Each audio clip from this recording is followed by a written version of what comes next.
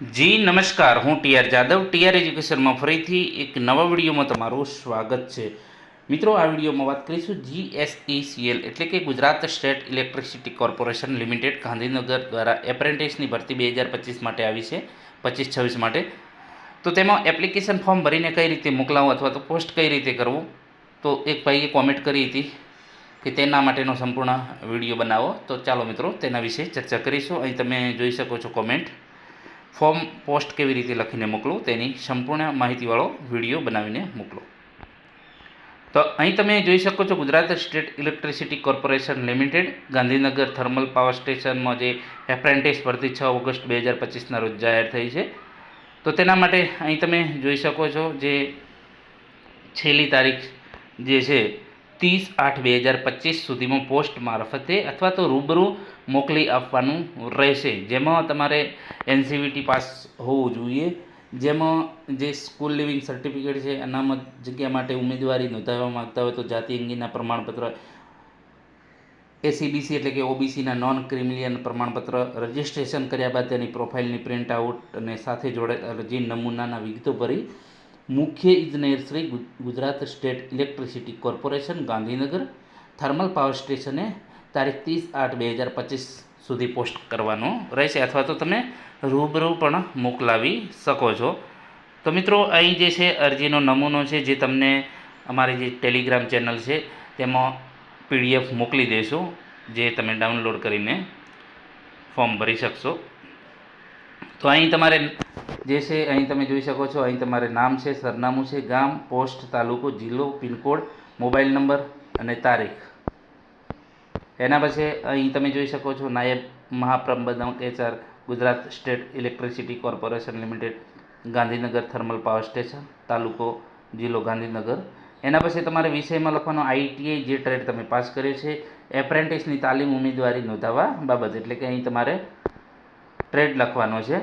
ઉપરોક્ત વિષય જણાવવાનું હું શ્રી, જે તમારું નામ લખવાનું છે, સંસ્થામાં જે પરિપત્ર તારીખ લખવાની 6 ઓગસ્ટના રોજથી એપ્રેન્ટિસની તાલીમ માટે જાહેરાત પાડવામાં આવેલ તે જે બાબતે મેં આઈટીઆઈ જે ટ્રેડમાં પાસ જે છે ટ્રેડ પાસ કરેલ છે અહીં લખવાનું, જે તમારો ટ્રેડ. તો આ સાથે બીટાના નિયમિત એપ્રેન્ટિસની તાલીમ માટે ઉમેદવારી નોંધાવવું શું જોઈએ યોગ્ય થવા સારું, અહીં તમારી સહી આવશે ઉમેદવારને.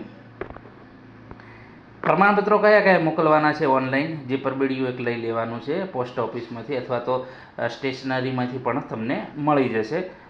તો ઓનલાઈન રજિસ્ટ્રેશન કરેલ, જે તમે ઓનલાઈન રજિસ્ટ્રેશન કર્યું છે એપ્રેન્ટિસની જે વેબસાઇટ ઉપરથી તમે જે ફોર્મ ભરીને જે રજિસ્ટ્રેશન કર્યું છે એપ્રેન્ટિસ પોર્ટલ પર, પછી શાળા છોડાઈનું પ્રમાણપત્ર, એલસી, અધિકૃત અધિકારીનો જાતિનો દાખલો જેને લાગુ પડે ને, નોન ક્રિમિલિયર સર્ટિફિકેટ ઓબીસી માટે, એસએસસી જો પાસ, એસએસસી, એચએસસી, એચએસ જે 10 પાસ અથવા તો 12 પાસની માર્કશીટ,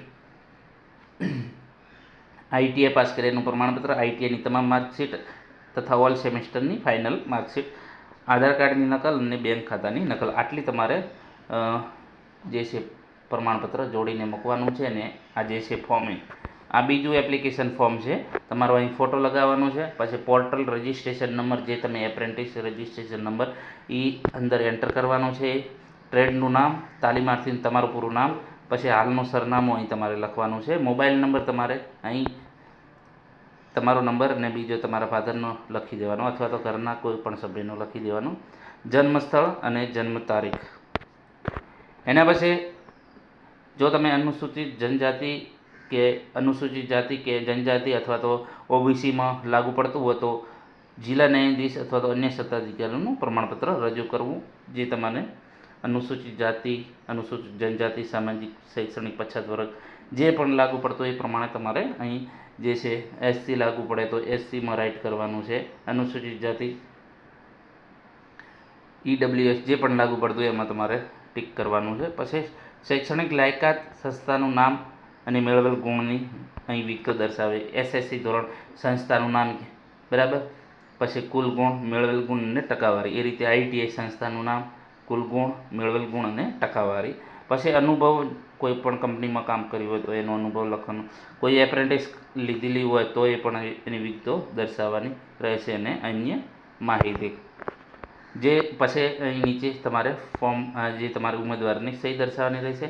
પછી સ્વપ્રમાણિત કરેલ પ્રમાણપત્રોની વિગતો અહીં જે છે ક્રમ પ્રમાણે ગોઠવવાની. તો પહેલા નંબરમાં ઓનલાઈન રજિસ્ટ્રેશન કરેલ પ્રોફાઇલની નકલ, એટલે કે જે એપ્રેન્ટિસ પોર્ટલ પર તમે રજિસ્ટ્રેશન કર્યું છે એનું જે શાળા છોડ્યાનું પ્રમાણપત્ર. બીજા નંબરમાં પછી જાતિનો દાખલો. ચોથા નંબરમાં નોન ક્રિમિલિયર ઓબીસી માટે. પછી જે તમારું 10માની કે 12માની માર્કશીટ. પછી આઈટીઆઈ કર્યાનું પ્રમાણપત્ર, આઈટીઆઈની પછી તમામ પર માર્કશીટ, પછી આધાર કાર્ડની નકલ અને પછી બેંક ખાતાની વિગતો. આ જે છે ડોક્યુમેન્ટ તમારે એક જે છે પરબડિયું લઈને એની અંદર તમારે મૂકીને પછી તમારે એ સરનામે જે આપેલું છે સરનામું અહીં તમે જોઈ શકો છો, આ સરનામે તમારે મૂકવાનું રહેશે. આ જે છે સરનામે તમારે મોકલવાનું રહેશે. જે લખવાનું છે ઉપર પ્રતિશ્રી, જે તમારા નાયબ પ્રબંધક HR, Gujarat state electricity corporation, thermal power station જે છે તાલુકો જિલ્લો, એ પ્રમાણે લખીને તમારે અને 2 લખીને મોકલવાનું.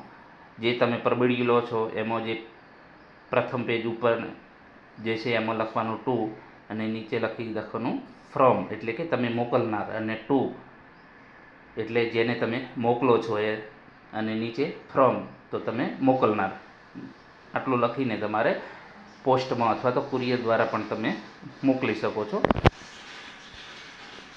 અથવા તો તમે રૂબરૂ જઈને પણ મોકલી શકો છો.